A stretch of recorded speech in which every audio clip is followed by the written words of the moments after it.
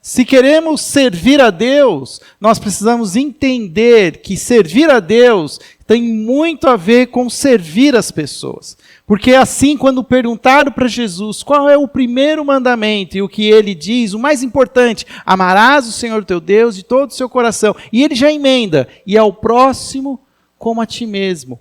Atrás de amar existe uma palavra, servir, porque mais do que expressar, dizer e falar sobre amor, faz muito sentido a nossa própria prática, a maneira como nós vamos ilustrar esse amor, um amor que precisa ser ilustrado, precisa ser praticado através de atos de serviço. Falamos um pouco semana passada, através do pastor Rodrigo, sobre os dons, e eu estou pensando que nós vamos propor até um exercício para que a gente possa entender um pouco mais essa graça que nos é dada através do Espírito Santo, que nos capacita a servir através do poder do Espírito Santo, que tem muito mais do que somente as nossas habilidades, a nossa personalidade, aquelas particularidades que fazem de nós uma pessoa diferente, mas também tem aquilo que o Espírito nos capacita, e ele nos capacita para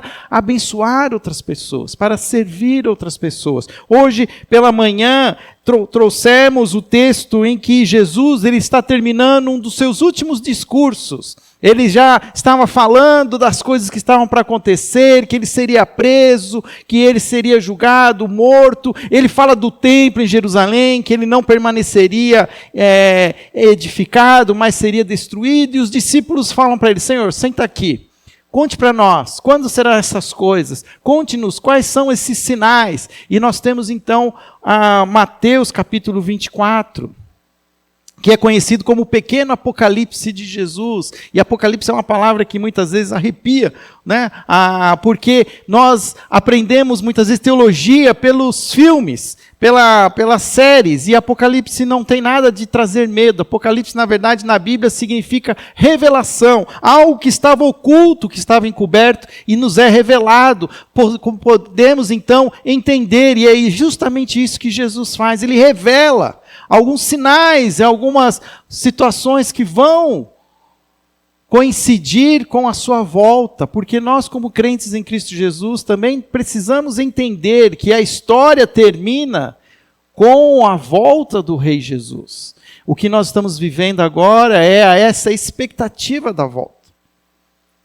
O fato é que já estamos há 2023 anos da ascensão de Jesus, e parece que Jesus demora para voltar, mas nós estamos aqui hoje, a geração que está aqui é a geração que está mais próxima da volta de Cristo. Isso é um fato.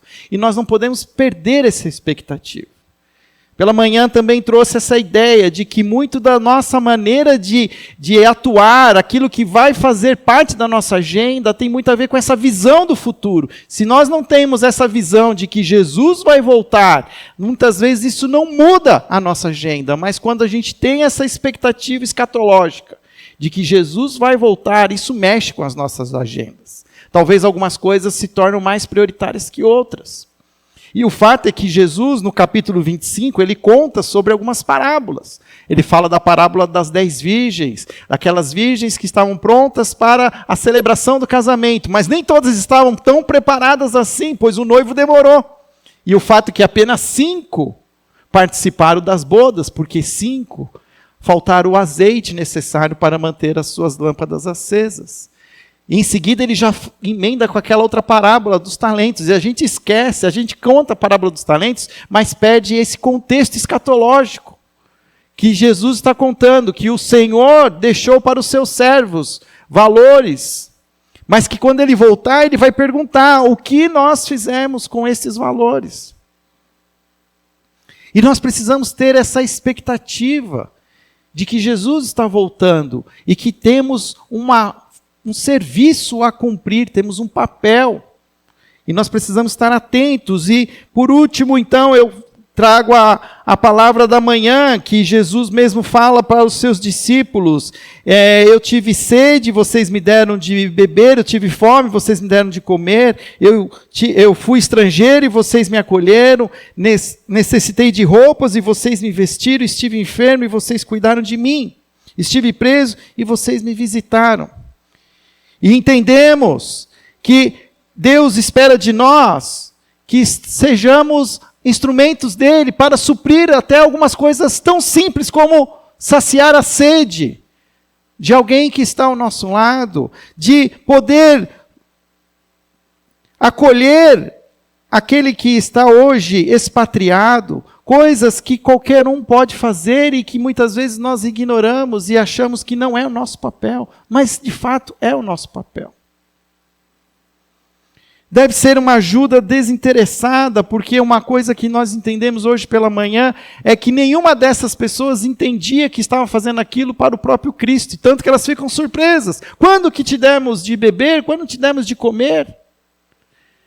E alguns talvez que não fizeram isso, pensaram, se eu soubesse que eu estava fazendo isso para o próprio Cristo, eu com certeza não teria negado.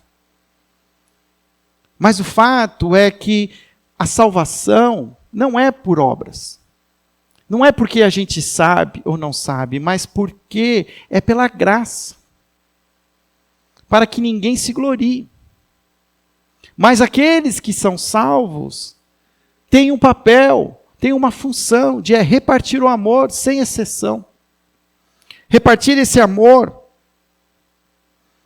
que é um Deus que é generoso, sem medo, sem senso de justiça, porque muitas vezes nós queremos ajudar, servir, mas também fazemos acepção de pessoas. Esse aqui não merece mais, esse aqui já foi muito ajudado. Não é o nosso papel entrar nesse mérito de quem merece e quem não merece. Eu quero que você abra sua Bíblia agora num texto que está em Gálatas. Gálatas capítulo 6, também já é o final de uma carta que Paulo escreve a esta igreja.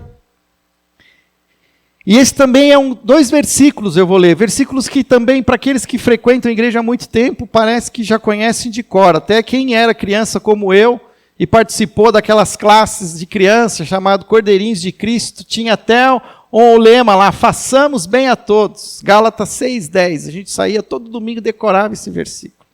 Falava esse versículo como um lema, uma divisa. Né?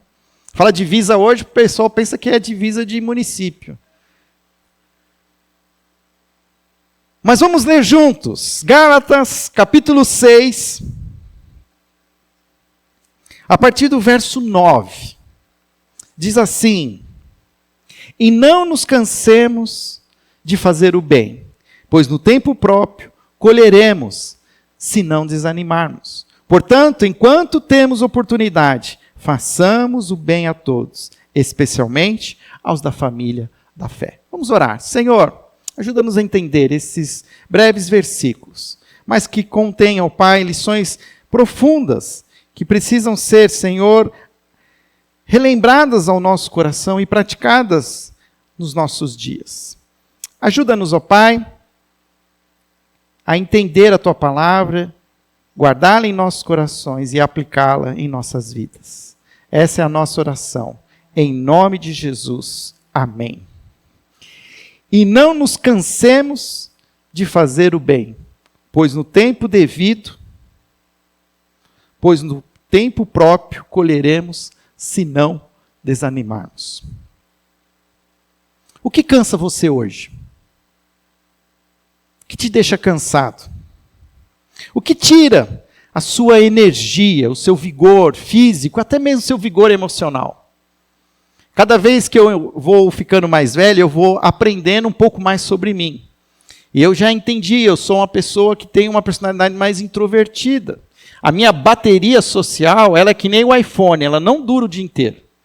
Então, se eu gasto muito tempo com as pessoas, depois eu fico muito cansado. Eu preciso ter o meu tempo de solitude, de não conversar com ninguém, para recarregar minha bateria emocional, para estar pronto de novo. Mas o que tira a sua energia? O que faz com que você se sinta, muitas vezes, desanimado, como o texto diz? Será que você tem vivido alguma luta familiar? Tem vivido alguma situação em que envolve doença? Hoje pela manhã, conversando com duas pessoas que falavam de membros da sua família, lutando com doenças que não conseguem nem ser diagnosticadas. Existem ali crises, mas não existe um diagnóstico. Isso deixa as pessoas cansadas, aflitas, angustiadas. Talvez alguma outra dificuldade que envolve o seu trabalho, aquilo que você promove como atividade para buscar o teu sustento, você não se satisfaz, não se sente ali reconhecido. Algum momento da vida que alguma situação vem sobre nós, parece que está tudo bem, e de repente uma outra coisa do nada aparece, aquilo tira a nossa energia, tira a nossa alegria, e nós nos sentimos cansados. O fato é que todas as circunstâncias exigem de nós esforço, exigem de nós energia física ou até mesmo emocional. E qualquer uma delas vai trazer desconforto, vai trazer sofrimento. A palavra sofrimento talvez é a palavra que nós mais tentamos evitar. Fato é que nós não queremos sofrer. E, de fato, nós não fomos sonhados por Deus para sofrer. Deus tinha um plano diferente. Mas, por causa do pecado, nós vivemos num ambiente difícil, que cansa, que faz nos sofrer. Queridos, eu quero dizer uma coisa para vocês, talvez vocês já saibam disso, mas o fato é que o sofrimento, ele é inerente à nossa vida, ou seja, ele é inseparável da vida. Não há como viver sem sofrer.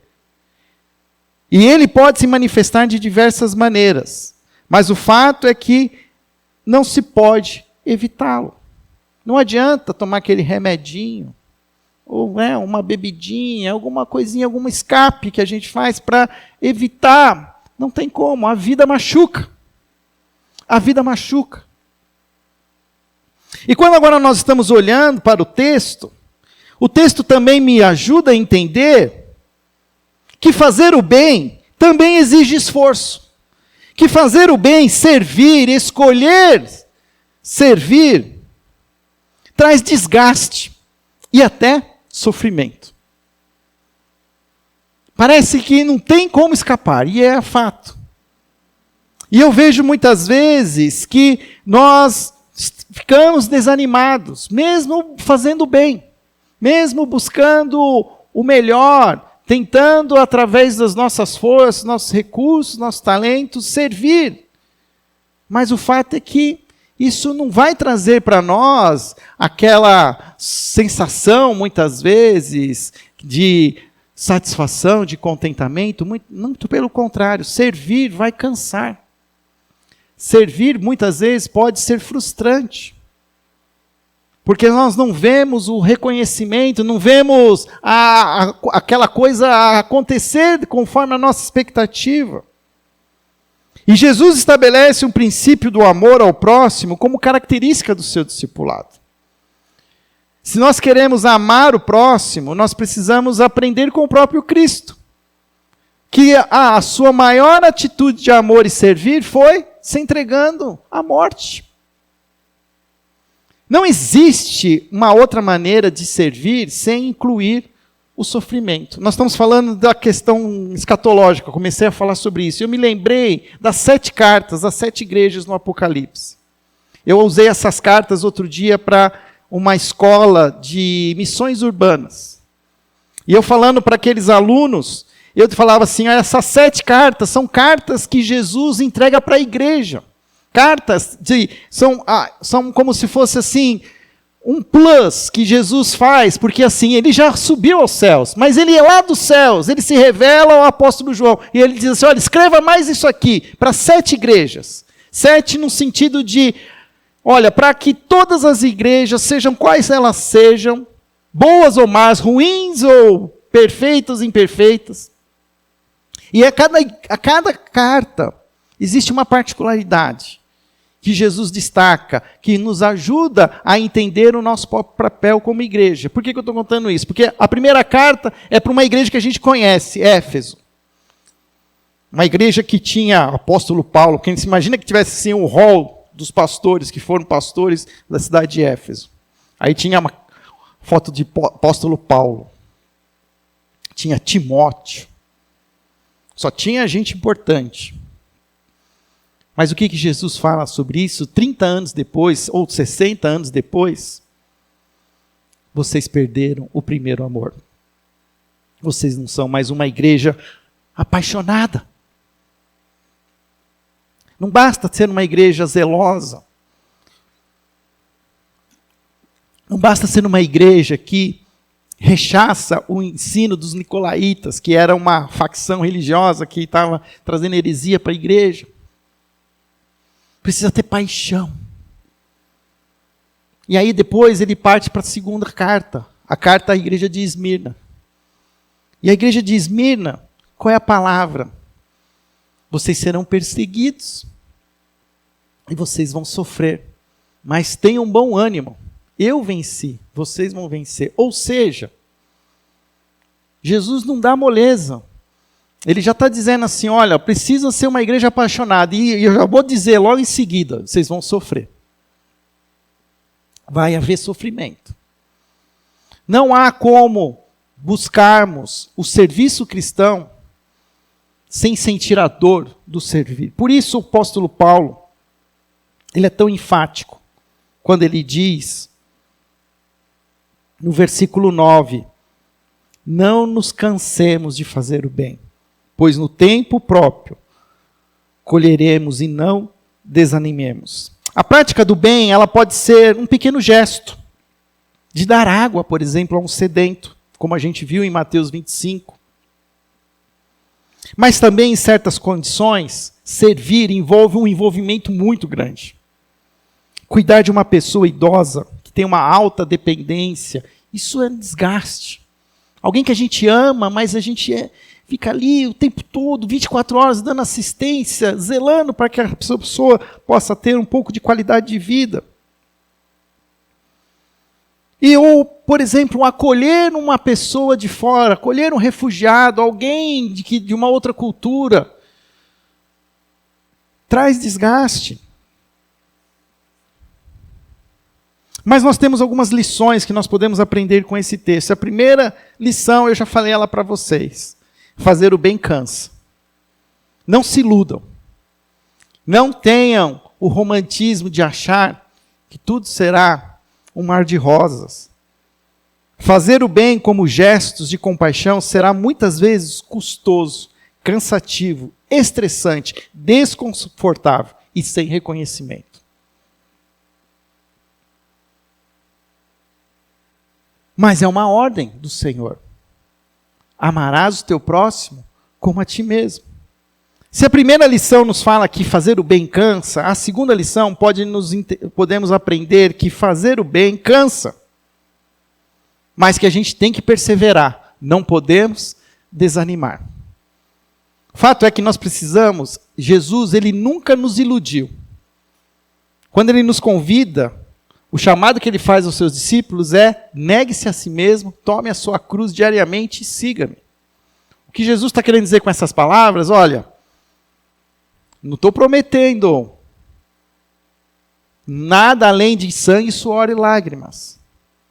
Porque seguir a Jesus é seguir até mesmo fazer com uma contracultura, é estar disposto a quebrar paradigmas, é sair da sua zona de conforto. É fazer coisas em nome de Deus que talvez eu não gostaria de fazer, onde eu gostaria de estar até mesmo assim, quietinho, né? Quietinho, mas o Senhor, às vezes, o Espírito nos move e nos deixa até em algumas situações que a gente fica incomodado. E nós não podemos desanimar. E o fato é que eu tenho visto, e eu falei hoje pela manhã, nós temos vivido aqui uma crise de voluntariado, de pessoas, porque nós temos ouvido muito, estou cansado, só eu que faço, não tenho outras pessoas para me ajudar.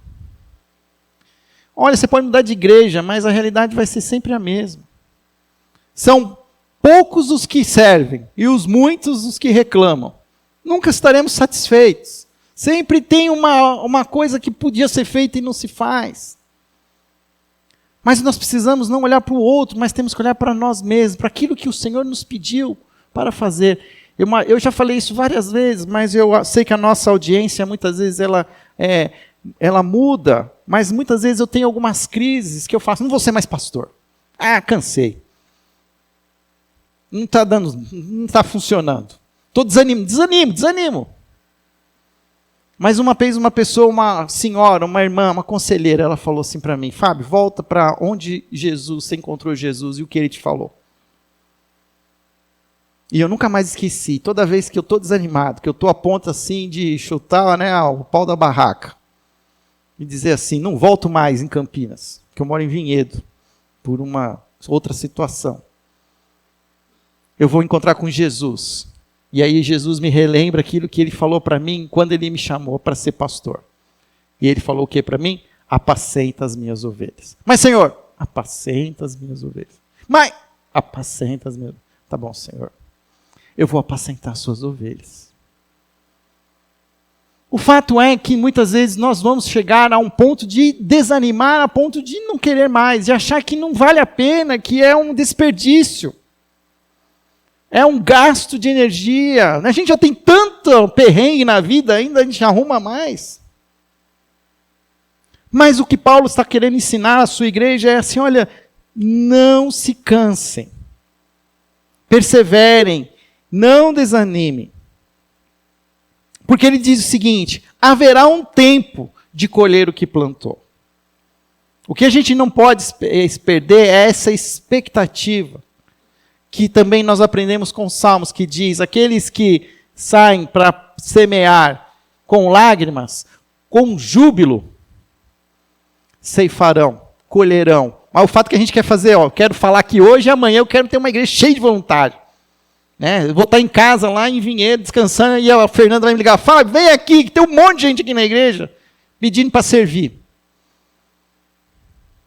Mas não é assim que as coisas funcionam. O tempo de Deus, muitas vezes, não é o nosso tempo. E mesmo na agricultura não é assim. Se eu quero comer batata amanhã, não adianta eu plantar ela hoje. É preciso tempo, é preciso cuidado. É preciso saber preparar a terra, ter o conhecimento para evitar as ervas daninhas e até mesmo as pragas. E no tempo certo eu vou ter batata. O que Jesus fala, através de Paulo, ele está nos ensinando que quem semeia para a própria carne, colherá corrupção, mas quem semeia para o Espírito, do Espírito colherá a vida eterna. Por que eu estou falando isso? Porque isso está antes do versículo que nós lemos. O versículo 8, até o versículo 7 pode ser lido antes. Não se deixe enganar. De Deus não se zomba, pois o que o homem semear, isso ele também colherá. Quem semeia para a sua carne, da carne colherá destruição. Mas quem semeia para o Espírito colherá a vida eterna.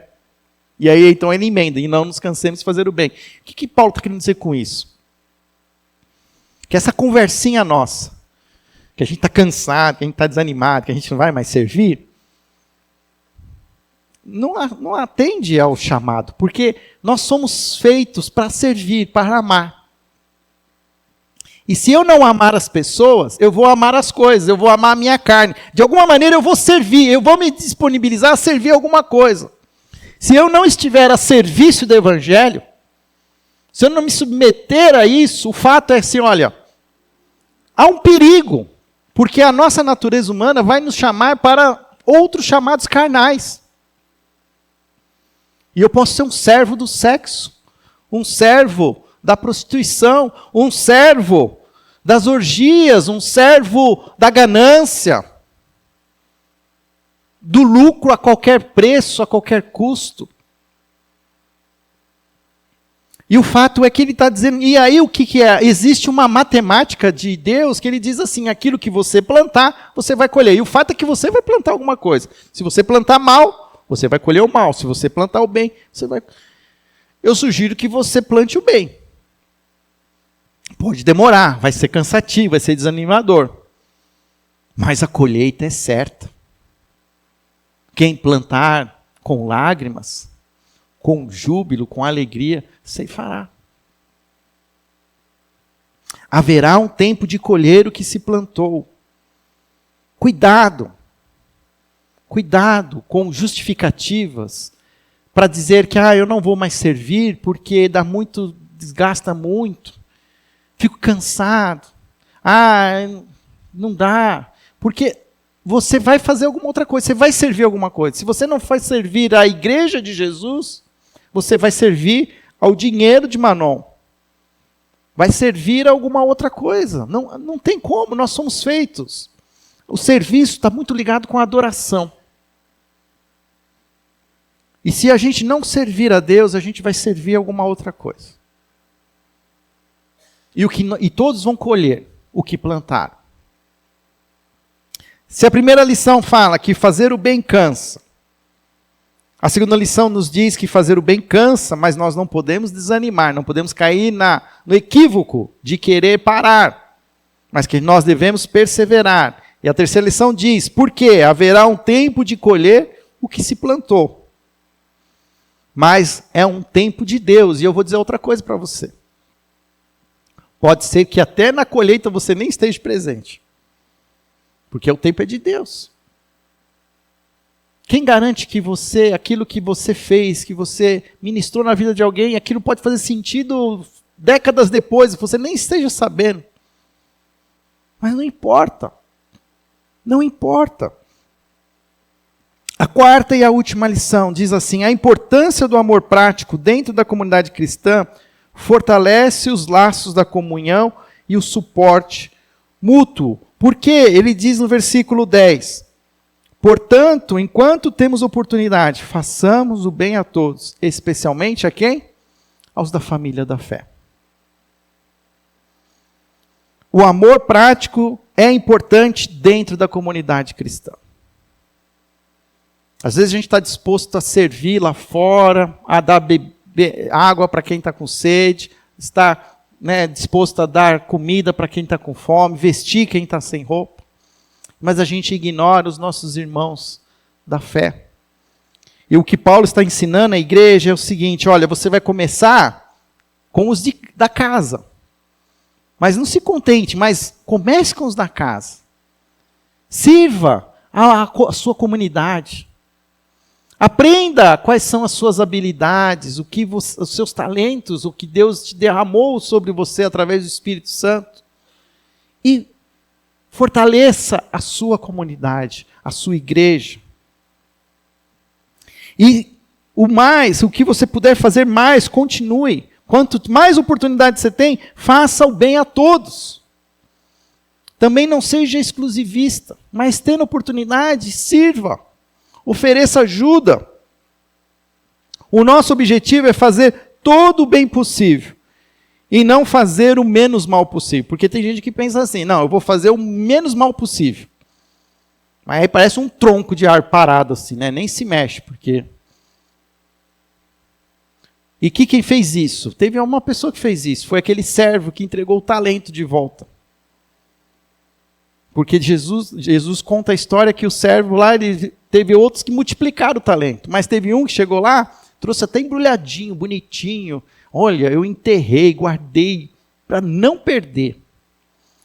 Porque eu tive medo. E eu falei hoje de manhã. Muitas vezes nós temos vivido uma paranoia do medo nas nossas igrejas. Porque a gente fica com medo de usar os nossos talentos. E o que as pessoas vão falar? Eu tenho vergonha. Não sei o quê. E se eu fizer uma coisa errada, Deus vai me castigar. E uma coisa que eu entendi hoje, falando com vocês de manhã, é que Deus é um Deus extravagante. É um Deus que Ele está disposto a gastar todos os seus recursos. Porque Ele gastou aquilo que Ele tinha de mais importante. Ele entregou o seu próprio filho na cruz por mim e por você. Ele não economizou.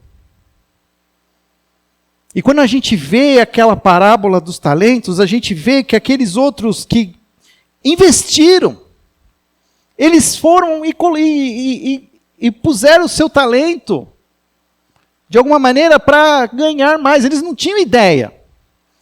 Por isso que fala que o justo viverá pela fé. Eu preciso investir, eu preciso fazer. Porque a garantia da colheita é certa.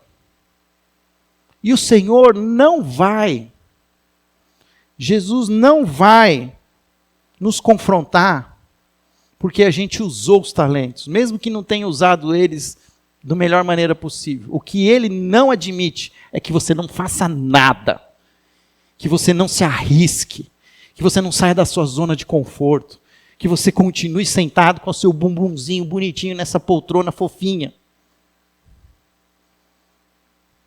Porque o fato é que todos nós fomos chamados para servir. Fomos chamados para amar. Fomos chamados para fazer algo em pró dos outros. Gestos de compaixão, gestos de misericórdia. John Wesley, que foi um precursor do movimento metodista, a igreja metodista que nós conhecemos, é baseada muito no ministério de John Wesley no século XVIII na Inglaterra. E ele tinha uma frase que ele dizia assim: enquanto puder, faça todo o bem possível, de todas as maneiras possíveis, a todos ao seu alcance. Enquanto puder, faça todo o bem possível, de todas as maneiras possíveis, a todos que estão ao seu alcance. E aí eu vou combinar com a palavra de Paulo. E não nos cansemos de fazer o bem, que no devido tempo nós colheremos aquilo que nós plantamos. A pergunta vai continuar aqui. O que cansa você? Que nós possamos responder que hoje nós ficamos cansados porque nós estamos servindo. Eu adoraria ouvir isso. Pastor, estou servindo demais. A Márcia vai chegar para mim e falar assim: pastor, não, o coral está com 100 coristas. Está dando um trabalho, fazer a ricas, parar de falar. E é maravilhoso isso, porque isso é servir. Servir é sair da zona de conforto. É ter conflitos, mas por amor. Para edificar a família da fé. E família da fé não é uma igreja não, viu? Tem gente que em Campinas acha que família da fé é uma igreja. Mas família da fé são todos os salvos, sem olhar denominações ou divisões. Eu passei agora 15 dias em São Leopoldo, numa faculdade luterana. E tinha luterano, tinha católico. E aí eu fiquei numa classe, na primeira semana, só tínhamos 5 alunos. Eu era o pastor batista, tinha um outro aluno que ele era formado na teologia batista, mas ele é sem igreja. Tinha um padre católico, tinha uma jovem psicóloga da Assembleia de Deus e um chileno luterano. Foi uma das aulas mais ricas que eu tive durante aquela semana, porque a gente compartilhou a nossa fé, compartilhou as nossas lutas, e eu pude perceber ali o evangelho querendo ser vivido. Tem as impurezas, toda igreja tem as suas impurezas, mas existia ali uma busca de fazer aquilo que Jesus tem nos chamado. E nós precisamos resgatar esse amor pela obra de Jesus. Jesus nos chama para participar da sua obra. Ele poderia fazer tudo sozinho, mas ele resolveu nos usar. Olha que loucura. E ele usa do jeito que a gente é. Essa maneira rica, multiforme, alcança pessoas que nós nunca alcançaríamos. Nós vamos continuar falando sobre isso nas próximas semanas. Continue vindo aqui à igreja, continue assistindo os nossos cultos. Nós vamos pelo menos até o carnaval falando sobre servir. Vamos falar sobre oportunidades que nós temos na nossa igreja. Vou conversar com o pastor Rodrigo, talvez a gente até proponha aqui um exercício para a gente aprender um pouco mais sobre os dons, ter uma ideia ali do que é onde a gente está mais. Mas o fato é que nós não temos justificativas. Não há justificativas. E a canseira não é justificativa. O desânimo não é uma justificativa. Jesus nos chama para servir. Ser amor. Não basta falar, é preciso fazer. Senhor, ajuda-nos a entender este chamado para o serviço cristão. Um serviço que começa, Senhor, em favor da própria igreja, da família da fé, aos nossos irmãos, mas também se expande para aqueles que estão além, ó Pai, que podem, através desse serviço, também serem confrontados e acolhidos, e receberem de Ti a compaixão, o acolhimento. Pai, ajuda-nos a entender quem nós somos e como somos, para podermos, de alguma maneira, sermos usados por Ti, através das nossas histórias, das nossas dores, das nossas habilidades. O fato é que o Senhor nos chamou, todos nós temos um lugar para servir na igreja.